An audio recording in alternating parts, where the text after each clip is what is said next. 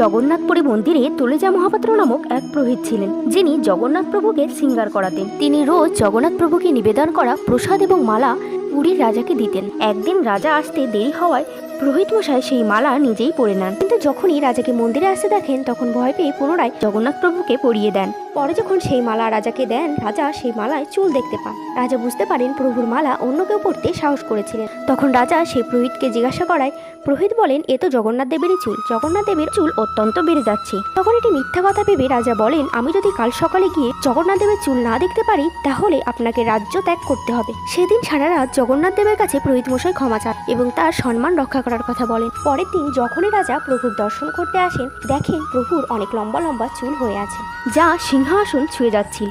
রাজা ভাবেন এই চুল নকল। তখন তিনি এই চুল ছিঁড়ে ফেলার চেষ্টা করেন। তখন তিনি দেখেন জগন্নাথ দেবের মস্তক থেকে রক্ত বার হচ্ছে। এমনই ছিল প্রভুর ভক্তের প্রতি তার লীলা।